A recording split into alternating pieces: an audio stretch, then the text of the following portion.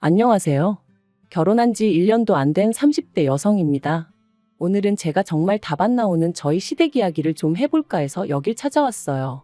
솔직히 어디 가서 자랑할 이야기도 아니고 제 얼굴에 침 뱉기 같아서 말하기도 뭐한데 그렇다고 안 하자니 그건 그거대로 또 답답하더라고요. 그러니 두서가 없더라도 가볍게 들어주시면 감사하겠습니다. 남편하고는 재수학원에서 알게 된 사이예요. 남편 말로는 수능을 망쳐서 재수를 한다고 했고 저는 기왕 한 거 조금 더 욕심 좀 내볼까 하는 마음에 재수를 시작했었죠.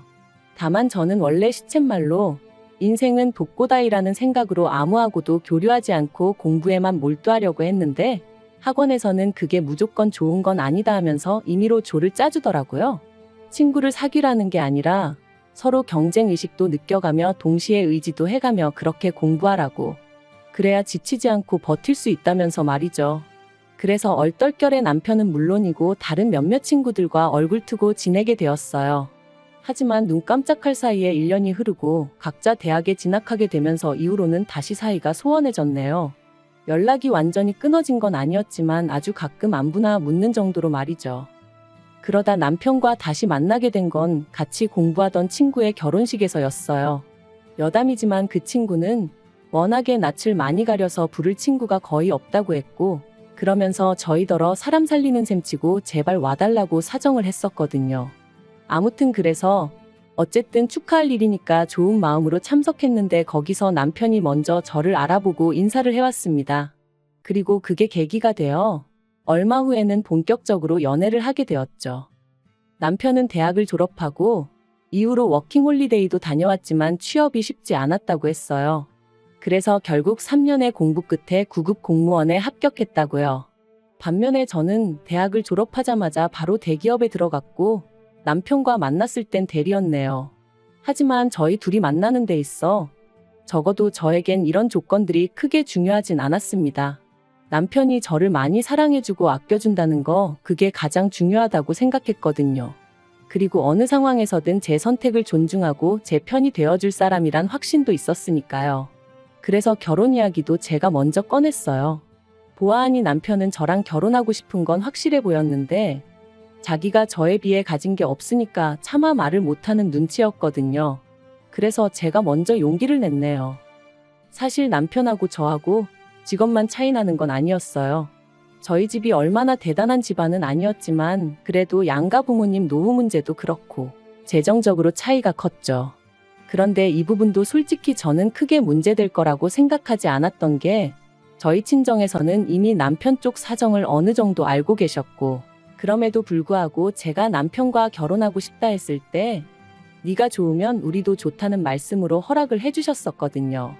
그리고 그런 허락을 미리 받았기에 저도 조금은 홀가분한 마음으로 남편에게 결혼 이야기를 꺼낼 수 있었던 거고요.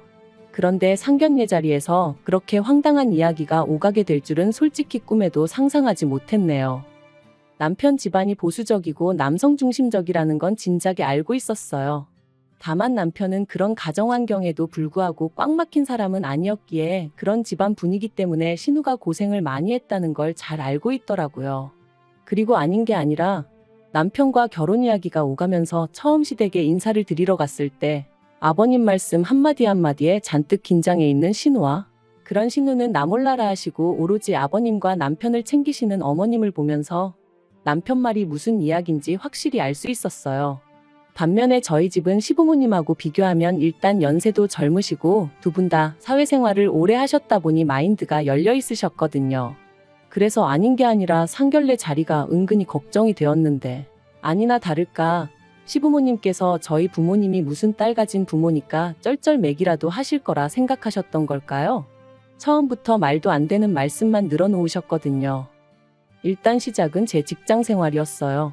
아버님께서는 당신은 며느리에게 기대하는 거 바라는 거 하나 없다. 그저 건강한 손자를 낳아서 걔 하나 잘 키워주면 그걸로 족하다 하시더니 그러니 애를 가지면 직장은 그만뒀으면 좋겠다 하셨습니다. 그리고 그런 이야기를 듣고 저희 친정 부모님께서 가만히 계실 리 없었죠. 저희 친정아버지께서 바로 그렇게는 안 된다고 딱 자르셨거든요. 저를 가르키시며 저희 딸, 남부럽지 않게 가르칠 만큼 가르쳤고 부족함 없이 키웠는데 본인이 원한다면 모를까 그런 게 아니라면 회사를 관두고 애를 키워라? 그건 안 될 말이다. 그리고 대개 아드님 월급이 저희 딸 월급의 반도 안 되는 건 아시면서 하시는 소리냐? 돈이 없으면 애는 어떻게 키우냐? 솔직히 틀린 말이 하나 없었네요. 게다가 친정아버지께서 저희 남편더러 자네 생각도 그렇냐 물으셨는데 남편이 아주 손사래를 치면서 절대 아니라고 자기는 제가 계속 하고 싶은 일 하면서 살았으면 좋겠다고 그러는 거예요. 아이 문제도 저희 둘이 상의해서 알아서 결정할 거라면서요. 그러니까 아버님이 얼굴이 벌겋게 달아오르셔서는 남편을 노려보시더니 이내 더는 별말을 못하시고 일단 뭐 그런 건 그때 상황 봐서 다시 얘기하자며 꼬리를 내리시대요. 하지만 그게 다가 아니었습니다. 상견례 당시 남편은 보증금 5천만 원짜리 오피스텔에서 전세로 살고 있었고 저는 친정부모님과 같이 살고 있었거든요.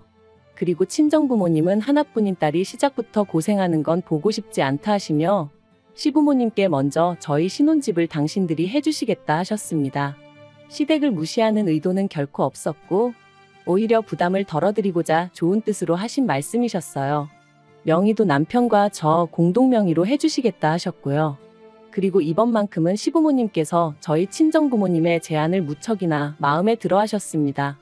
겉으로는 그렇게 해주신다 하면 굳이 거절하진 않겠다 하시며 태연한 척 하셨지만 입이 말 그대로 귀에 걸려 있었거든요.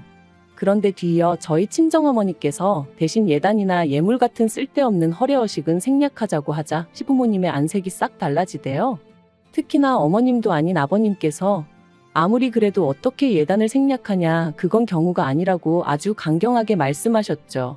그리고는 덧붙이시길 그럴 것 같으면 집을 해오지 말랍니다. 남편이 살던 오피스텔에서 신혼살림을 시작하라고 그 대신 제가 해와야 하는 예단이나 혼수는 제대로 해오라면서 말해요. 솔직히 억지도 이런 억지가 어딨나 싶었어요.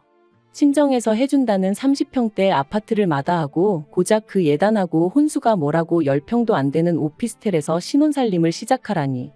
남편도 옆에서 어이가 없었는지 시부모님더러 그게 무슨 말씀이시냐 했는데 시부모님께선 계속해서 고집을 부리셨습니다. 사람이 순리대로 살아야지 역행을 하려고 하면 안 된다는 말도 안 되는 말씀을 하시면서 말해요. 그런데 그때 저희 친정부모님께서 정뜻이 그러시다면 그렇게 하시라대요. 그리고는 그런데 이미 살고 있는 오피스텔이면 가정가구는 새로 필요한 게 거의 없지 않냐 하시니까 아버님께서 기다렸다는 듯이 대신에 시댁살림살이를 바꿔달라는 거예요. 냉장고랑 TV 같은 대형 가전들 말이죠. 듣는데 어찌나 황당하던지. 게다가 그게 끝이 아니었어요. 예단으로는 다른 건 필요 없고 현금으로 1,000만 원 가져오라고 하셨거든요. 정말이지 당시 저는 속으로 아무리 시부모님 되실 분들이라지만 저분들이 도대체 왜 저러시나 싶었다니까요. 남편도 얼굴이 새빨개져서는 집에서는 이런 얘기 없으셔놓고 왜 여기 와서 억지를 쓰시냐며 화를 냈고요.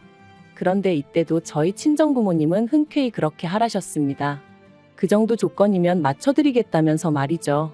그러니까 시부모님도 더는 뭐 별 말씀 없으셨고 그렇게 상견례도 마무리가 되었습니다. 그리고 저희는 그렇게 부부의 연을 맺었어요. 시부모님이 바라시는 대로 남편 오피스텔에 신혼살림을 차렸고요. 그런데 이 일로 저희 남편은 저나 저희 친정부모님에게 큰 잘못을 했다고 생각했는지 자기가 중간에서 똑바로 역할을 못했다 하며 몇 번이나 사과를 해왔습니다. 물론 저희 친정부모님은 남편이 그럴 때마다 괜찮다 말씀하셨지만요. 그리고 남편도 뭔가 깨닫기라도 한 건지 하루는 더는 자기 부모님한테 끌려다니며 살지 않겠다고 하더라고요. 저로서는 그런 남편의 변화가 무척이나 반가웠고요. 신혼살림을 차린 지 한 달이 채 되지 않아 시부모님께서 집들이는 언제 하냐 물어보셨는데 솔직히 듣는 순간 너무 짜증이 났어요. 두 분 아들이 내내 살던 집인데 무슨 집들이 타령이신가 싶었으니까요. 그래서 자가도 아니고 전세인데다 새로 이사를 한 것도 아닌데 무슨 집들이냐고 안 하겠다 했죠. 그랬더니 시부모님이 더는 아무 말씀을 못 하시더라고요. 반면에 저희 친정부모님은 한번 모셨습니다. 남편이 먼저 비록 누추하지만 장인 장모님께 우리가 어떻게 사는지 보여드리는 게 맞는 것 같다며 먼저 모시자 해서 만든 자리였죠. 그리고 그렇게 집을 찾은 친정부모님께서 혼자 살다 둘이 살려니 많이 좁진 않은지 불편한 건 없는지 이런저런 질문을 하셨는데 남편이 고개를 못 들더라고요. 괜히 고생시키는 것 같아 미안하다, 죄송스럽다 하면서 말해요. 그런데 그때 친정부모님께서 남편에게 제안 하나를 하셨습니다. 그러지 말고 이 오피스텔 계약이 언제 끝나냐 하시면서 계약 끝나는 대로 상견례에서 이야기했던 것처럼 아파트를 해줄 테니 거기로 이사를 하는 게 어떻겠냐고요. 그리고 저는 남편의 눈빛이 반짝이는 걸 봤어요.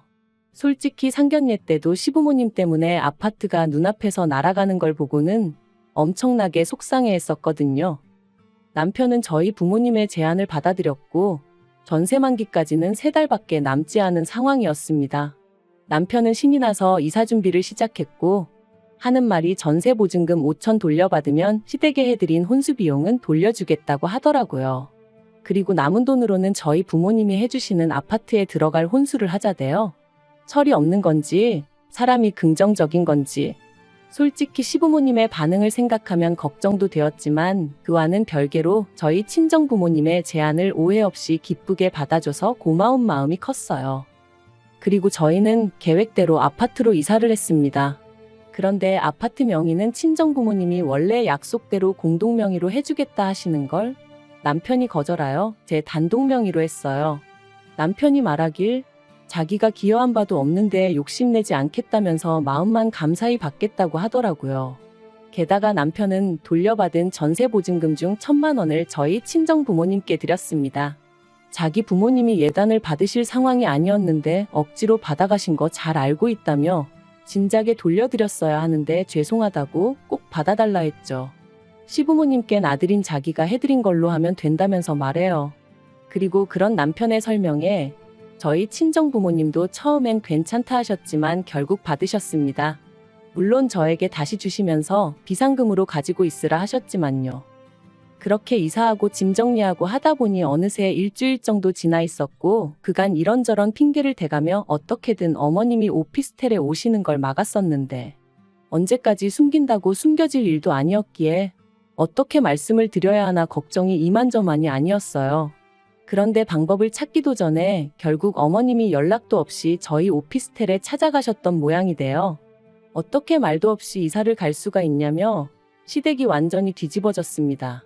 시부모님께서 저희 친정부모님이 당신들을 얼마나 우습게 봤으면 이딴 짓을 할 수가 있냐며 크게 화를 내셨고 남편에게는 우리가 이런 꼴 보려고 너 대학 보내고 그런 줄 아냐 하시더니 난데없이 오피스텔 보증금을 내놓으라셨어요.